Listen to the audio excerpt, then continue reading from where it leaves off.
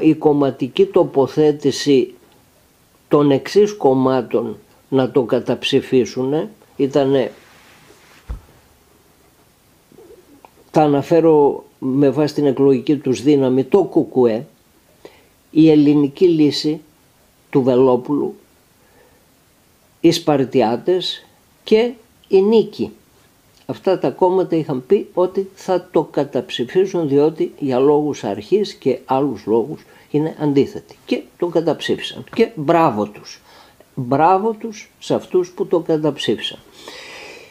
Μπράβο όμως πρέπει να πούμε και σε αυτούς που είναι βουλευτές της Νέας Δημοκρατίας, αλλά τόλμησαν να το καταψηφίσουν ακολουθώντας τη συνείδησή τους και τη λογική και αυτά που λέει το Σύνταγμα και όλα τα άλλα που είπαμε, η Εκκλησία, το εθνικό συμφέρον, το κοινωνικό συμφέρον, τα βάλαν όλα αυτά μπροστά και είπαν ένα μεγάλο όχι και είναι αξιέπαινοι. Ποιοι είναι αυτοί οι 21?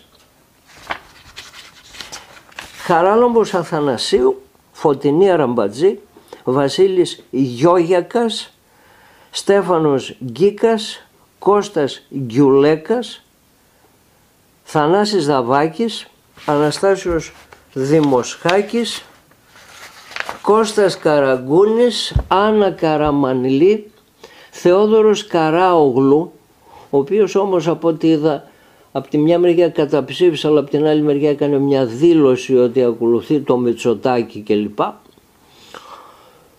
Ανδρέας Κατσανιώτης, Δημήτρης Κυριαζίδης, Θεόφιλος Λεονταρίδης, Φόντας Μπαραλιάκος, Γιάννης Πασχαλίδης, Μάριος Σαλμάς, Αντώνης Σαμαράς, ο πρώην Πρωθυπουργός, που ήταν, ας το πω, και ο θεωρητικός έτσι